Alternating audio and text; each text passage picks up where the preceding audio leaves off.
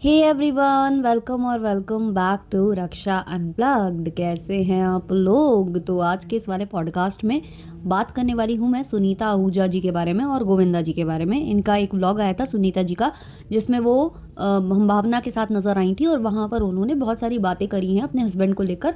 मतलब उनका ये उन्होंने खुद वहाँ पर क्लियर कर दिया है कि जो उनके हस्बैंड है ना, उनका चल तो रहा है, जो चल रहा है उसका शक उनको भी है। तो कुछ चीज़ें उन्होंने वहाँ क्लियर कर दी हैं, तो उसको मैं डिटेल में आज डिस्कस करने वाली हूँ सेपरेटली, क्योंकि मैंने इन पर जो पॉडकास्ट बनाया था उसमें बहुत सारे लोगों को इंक्लूड किया था, लेकिन आज मैं सेपरेटली इन पर ही बात करना चाहती हूँ। इनकी जो प्रॉब्लमेटिक लाइफ रही है या जो भी चीज़ें रही हैं उसको मैं डिस्कस करने वाली हूँ। तो अगर चैनल पर नए हो या अभी तक आपने हमारे चैनल को सब्सक्राइब नहीं किया है तो प्लीज़ सब्सक्राइब करना, बेल बटन पे हिट करना, वीडियो को कर देना भी से एक लाइक, क्योंकि बाद में आप लाइक करना भूल जाते हो, और आप चाहो तो वीडियो को हाइप भी कर सकते हो। और हमारा जो मेन टॉपिक है लप्पू लपी, जो आप लोग देखना पसंद करते हो, तो वो रक्षा सेज पर अपलोड हुआ है, तो आप वहाँ जाकर उसको देख सकते हो, उसको सुन सकते हो। चलिए शुरू करते हैं ये वाला पॉडकास्ट। तो सुनीता जी का वीडियो आया था हम भावना जी के साथ, जो कि ऑब्वियसली प्लान्ड वीडियो था, पूरा का पूरा प्लान्ड वीडियो था। अगर आप देखोगे तो मतलब वो जो एंट्री हुई है हम भावना की या उनकी, वो पूरा प्लान करके है।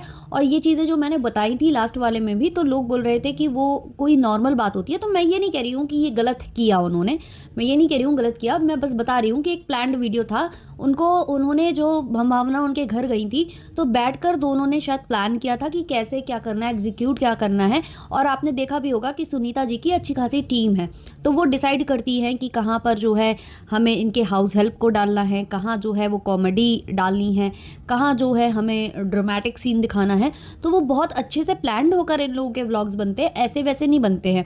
तो क्या हुआ था कि वो जो हम भावना के लिए वो जो गिफ्ट्स खरीदता है, उनका जो हेल्पर है या जो भी चीज़ें हैं, वो सब पूरा डिसाइडेड था। तो वो जब डिसाइडेड था तो ऑब्वियसली जो बातें हुई हैं हम भावना या फिर जो सुनीता जी है उनके बीच में, तो वो भी प्लान्ड ही थी। तो आप लोगों ने शुरुआत से देखा होगा कि जो सुनीता जी हैं वो बहुत सारे ऐसे पॉडकास्ट दे रही थी, पॉडकास्ट में धीमे धीमे हिंट्स छोड़ रही थी। सुनीता जी और गोविंदा जी हर जगह साथ में जाते थे, हर जगह आप देखोगे तो जो कपिल शर्मा शो है वहाँ भी साथ में जाते थे, कोई इवेंट होता था तो साथ में नजर आते थे, कहीं गणपति जी का जो चल रहा होता था सेलिब्रेशन, वहाँ साथ में जाते थे। इनकी पूरी फैमिली साथ में होती थी, और अगर बच्चे नहीं है साथ में तो सुनीता जी और गोविंदा जी तो साथ में होते ही होते थे। लेकिन कुछ टाइम से ये लोग साथ में नहीं दिखाई दे रहे थे। कपिल शर्मा के शो पर गोविंदा अकेले पहुंचे थे, सुनीता जी नहीं गई हुई थी। और वहां पर फिर गोविंदा जी के दोस्त और जो उनके साथ बहुत सारी मूवीज में नजर आए थे, शक्ति कपूर, ये गए हुए थे। कहीं कहीं ऐसा भी लगा कि उधर पर ना कृष्णा परफॉर्म करने वाले थे, तो शायद जो है सुनीता जी नहीं चाहती थी कि वो कृष्णा को फेस ऑफ करे, उनसे उनका आमना सामना हो, उनको फेस नहीं वो करना चाहती थी, तो इसलिए वो नहीं गई। ऐसा लगा, ऐसा शुरुआत में लगा, और वो ऐसे लगा भी क्योंकि सुनीता जी ने कहा था कि मैं माफ़ नहीं करूंगी, लेकिन गोविंदा जी की जो फैमिली है उनसे मैं कभी उनको दूर भी नहीं करूंगी, अगर वो अपना रिश्ता सुधारना चाहते हैं तो वो जा सकते हैं। तो वो प्रॉब्लमेटिक नहीं रही है फैमिली को लेकर। अगर उन्हें कोई चीज़ पसंद नहीं आती है वो खुलकर बोल देती हैं, और उनका खुलकर बोलने वाला जो उनका तरीका है वो मुझे काफ़ी पसंद आता है कि भाई ब्लंटली बोल दो। लेकिन ब्लंटली बोलते बोलते कई बार ना कुछ लोगों की आदत होती है वो आउट ऑफ द वे जाकर बहुत सारी चीज़ें बोल देते हैं जो बदतमीजी में तब्दील हो जाती है, जो आजकल भंभावना कर रही है। क्योंकि भंभावना को भी आजकल बहुत ज़्यादा कॉल आउट किया जा रहा है। भंभावना का बिहेवियर पहले बहुत अच्छा लगता था, उनके व्लॉग्स भी बहुत पसंद आते थे, लेकिन अभी कुछ ऐसा लग रहा है कि वो बदतमीजियाँ करती हैं और अजीब लगता है उनका जो बिहेवियर है। अब वो धीमे धीमे ना थोड़ा सा टॉक्सिक भी लगने लगी हैं। तो खैर अभी हम भावना को कम डिस्कस करेंगे, यहाँ पर हम बात करने वाले हैं सुनीता जी के बारे में। तो सुनीता जी जो हैं गोविंदा जी के साथ ज़्यादा नहीं दिखाई दे रही थी, बहुत टाइम से नहीं दिखाई दे रही थी, लगा कि शायद कृष्णा को फेस नहीं करना चाहती थी, ब्ला ब्ला।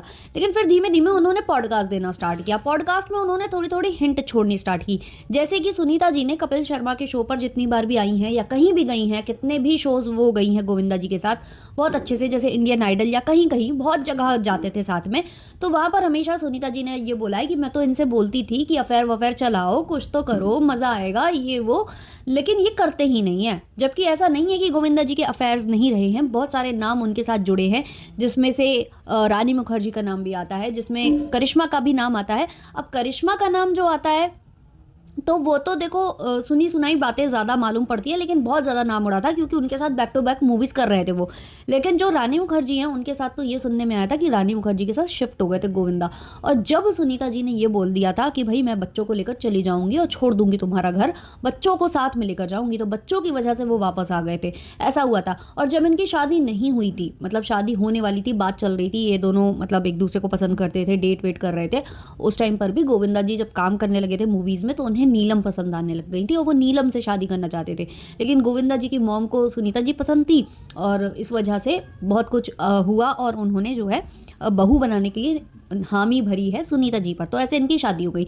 तो गोविंदा जी के नाम ऐसा नहीं है कि कभी जुड़े नहीं है, लेकिन सुनीता जी हमेशा ये पेश आती थी, ऐसे करती थी कि कुछ हुआ ही नहीं, कुछ हुआ ही नहीं, और हमेशा ये बोलना कि चलाओ तो अफेयर, चलाओ तो अफेयर, मज़ा आएगा, मज़ा आएगा। अब क्या है कि उन्होंने इसके उल्टे ही पॉडकास्ट देने स्टार्ट कर दिया। अब उन्होंने ये बोलना स्टार्ट कर दिया कि कभी ऐसे नहीं बोलना चाहिए कि चलाओ अफेयर, फिर पति कर लेता है, और जब एज करता है इंसान, जब बुढ़ापा आता है तो पता नहीं सटक जाए, कब उसकी मति भ्रष्ट हो जाए, ये सब भी उन्होंने बोला। तो ये सब जो वो हिंट छोड़ रही थी उससे ही मार्केट में बहुत ज़्यादा अफवाहें फैलने लग गई कि गोविंदा जी और सुनीता जी के बीच में ऑल इज़ नॉट वेल है। फिर सुनीता जी ने ये भी बोला कि गोविंदा जी अलग रहते हैं, मैं और मेरे बच्चे अलग रहते हैं। इससे भी बहुत अफवाहें फैली कि इनके बीच में कुछ तो गड़बड़ चल रही है, और फिर गोविंदा जी का वो गोली वाला इंसिडेंट हो गया। तो बहुत सारी अफवाहें फैलती फैलती फैलती फैलती गई और इन्होंने कभी उसको स्टॉप नहीं किया। और ये गोविंदा जी के साथ अब बाहर भी जो हो जाती थी, स्पॉट हो जाती थी, वो भी होना इनका बंद हो गया। या तो ये अपनी टीम के साथ दिखाई देती, या अकेले दिखाई देती, या फिर इनके बच्चे इनके साथ होते, जैसे कि आजकल ये अपने बेटे के साथ ज़्यादा दिखाई देती है क्योंकि इनके बेटे का भी जल्द ही डेब्यू होने वाला है, तो बेटे के साथ ज़्यादा दिखाई देने लगी। तो ये सब चीज़ें होने लगी, लेकिन इन्होंने कैमरे पर हमेशा यही बोला कि हमें कोई भी अलग नहीं कर सकता, हमें देवता भी आ जाए तो अलग नहीं कर सकते, भगवान भी अलग नहीं कर सकते, ब्ला ब्ला बोलती रही। अब फिर भी जो है, जो न्यूज़ है वो थमने का नाम नहीं ले रही थी।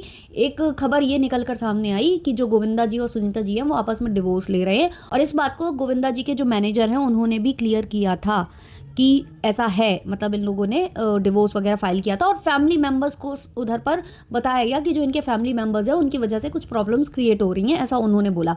लेकिन वो उन्होंने कहा कि सब कुछ सॉल्व भी हो गया था दोनों के बीच में।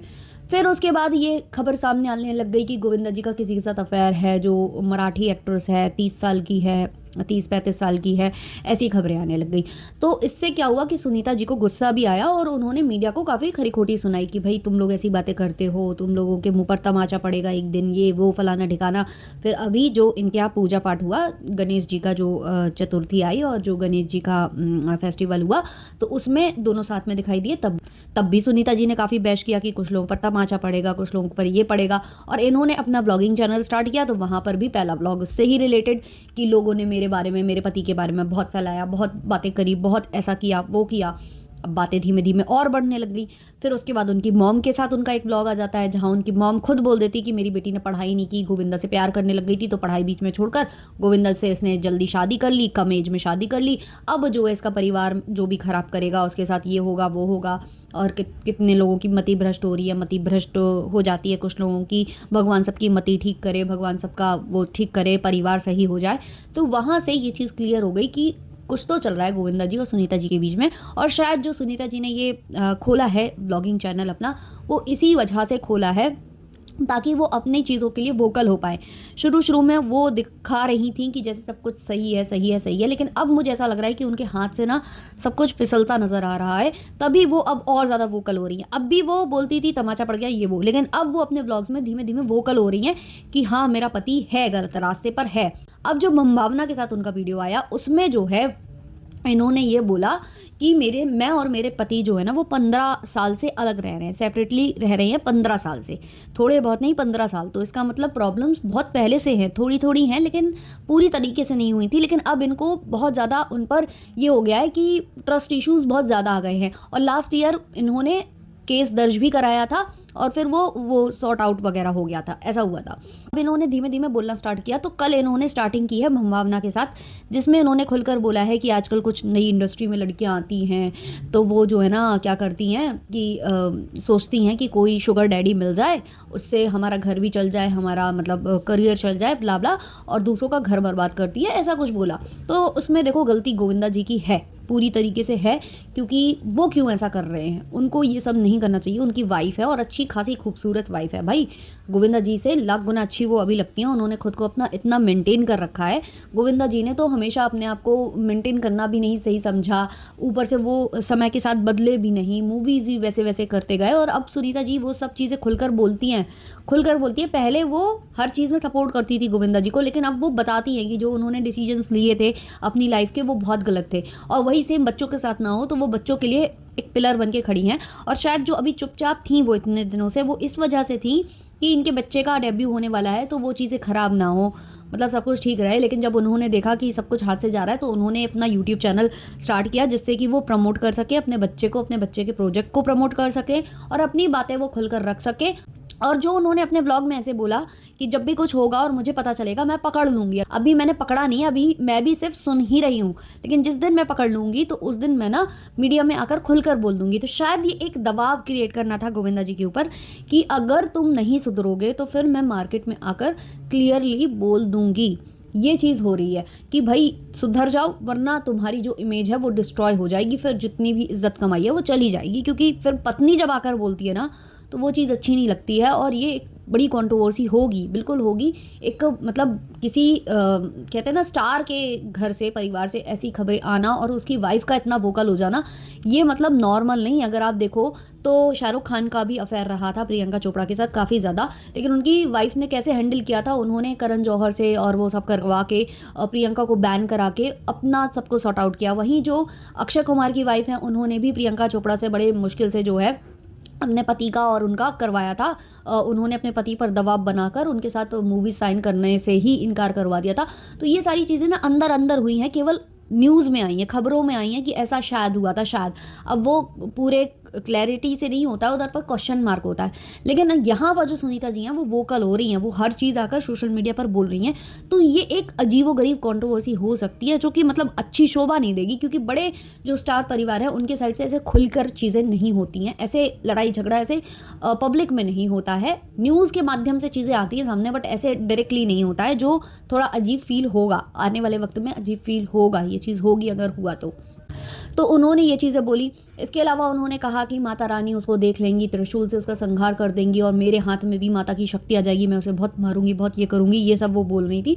तो कहीं ना कहीं उनका अग्रेशन भी यहाँ पर दिख रहा था, और थोड़ा सा मतलब ये थोड़ी सी है भी, अग्रेसिव है भी। अगर आपको याद हो तो कृष्णा और जो इनकी बहन है जिनकी अभी शादी हुई है, आरती सिंह, ये लोगों ने नयनदीप रक्षित को एक पॉडकास्ट दिया था, जहाँ पर वो लोग बहुत अच्छे वे में बोल रहे थे गोविंदा जी को लेकर कि इन्होंने हमें बहुत हेल्प किया जब हम छोटे छोटे थे, तो वो हमें 2500 रुपये और ऐसे करके हमें मंथली जो है मतलब वो देते थे, पॉकेट मनी समझ लो या आप खर्ची समझ लो, वो दिया करते थे।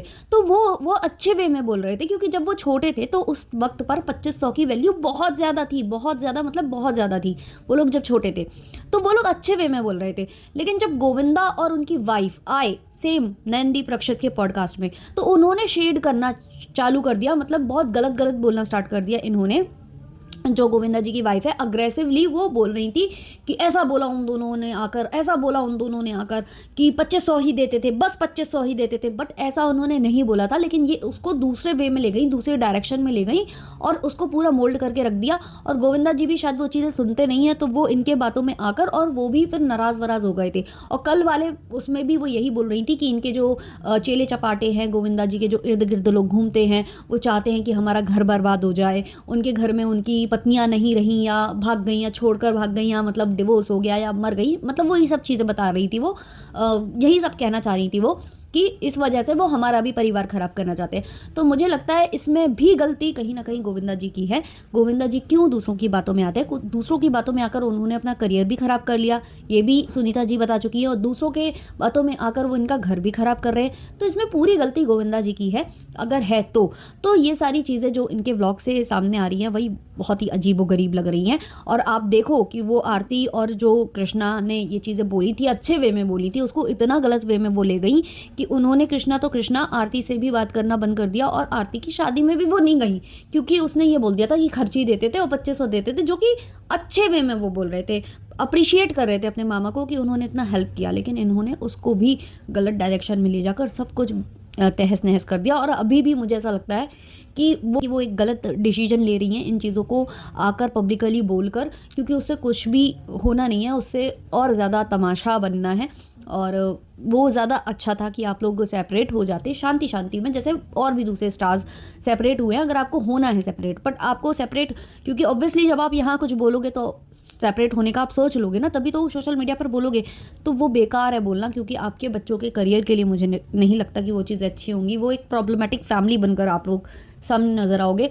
तो ये चीज़ें मुझे लगता है अंदर अंदर सॉल्व करके, और नहीं हो रही हैं तो सेपरेट होके अपने बच्चों के करियर पर फोकस कर लेना चाहिए, वो ज़्यादा बेटर है। लेकिन वो भाई बहुत ज़्यादा madly in love with Govinda, बहुत ज़्यादा मैडली वो उनको प्यार करती हैं, और इस वजह से वो परेशान हो चुकी है। उन्हें सिर्फ अपना पति वापस चाहिए, यही ऐसा कुछ है। क्योंकि तब भी जब नीलम से वो शादी करना चाहते थे तब भी ब्रेकअप हो गया था इन लोगों का, लेकिन इन्होंने वापस से जाकर पैचअप कर लिया। जबकि वो चाहती तो उस वक्त अपने लिए डिसीजन ले सकती थी कि जो आदमी अभी गुलाटी मार रहा है, मतलब जैसे ही उसका डेब्यू हुआ है और वो अच्छी अच्छी एक्ट्रेसेस से मिल रहा है, तो उसका जो है मन बदल रहा है, तो आगे भी बदल सकता है। लेकिन तब भी उन्होंने उनको चांस दिया। उसके बाद और भी दूसरे दूसरे चांसेस दिए। उनका नाम इधर से करिश्मा से जोड़ा, क्योंकि बहुत सारी मूवीज़ उनके साथ कर रहे थे। फिर रवीना से जोड़ा, उनके साथ भी बहुत सारी मूवीज़ कर रहे थे। उसके बाद उनका नाम जुड़ा रानी मुखर्जी से, और इतना ज़्यादा जुड़ा कि रानी मुखर्जी के साथ वो रहने चले गए। और ये चीज़ें मीडिया में आई थी कि कोई गया तो था इनके घर पे दरवाज़ा खटकाने रानी मुखर्जी के यहाँ, शायद कोई मीडिया पर्सन गए थे या कुछ, तो दरवाज़ा गोविंदा जी ने खोला था। तो ये खबरें भी आई थी। उसके बावजूद मैडम ने एक और चांस दिया, मतलब धमकी देकर उनको वापस, मतलब धमकी देकर ही सही बच्चों की वो वापस लाई और दोबारा चांस दिया। तो अब वो चांस देने का ये नतीजा है। और अभी भी वो शायद चांस देना चाहती हैं कि भाई आ जा वापस, अभी मैं तुझे वार्न कर रही हूँ, आ जा वापस, वरना फिर मैं पूरा रख दूंगी सोशल मीडिया पर। तो ऐसा कुछ है, और ये अकाउंट शायद इसलिए खोला गया है। बाकी आप लोगों के जो भी ओपिनियंस है कमेंट सेक्शन में ज़रूर बताना। और मैं जो भी बोल रही हूँ कोई भी हेट नहीं है उनके लिए, केवल मेरा काम रिएक्शन देना है। मैं जो देख रही हूँ मेरा काम है कि मैं उसको क्लियरली रखूँ, जो मैं फील कर रही हूँ, जो मेरा पॉइंट ऑफ व्यू है। मैं इसमें ये नहीं कर सकती कि भाई कुछ लोग बुरा मान जाएंगे या कुछ लोगों के वो फेवरेट्स हैं तो मैं फिर उधर स्वीटली बात कर जाऊँ। नहीं, मुझे जो फील आ रहा है मैं केवल वही रखती हूँ। तो प्लीज़ आप लोग उस चीज़ को माइंड मत करा करिए, क्योंकि मुझे भी वो पसंद है। ऐसा नहीं है कि मुझे पसंद नहीं है, लेकिन जो चीज़ है वो है। हम किसी को पसंद करते हैं इसका मतलब ये नहीं है कि हम पट्टा बांध कर ही कोई चीज़ देखने लग जाएंगे। हमें जो फील होगा हम वही बोलेंगे। चलिए मिलते हैं नेक्स्ट वाले पॉडकास्ट में, तब तक के लिए बाय बाय।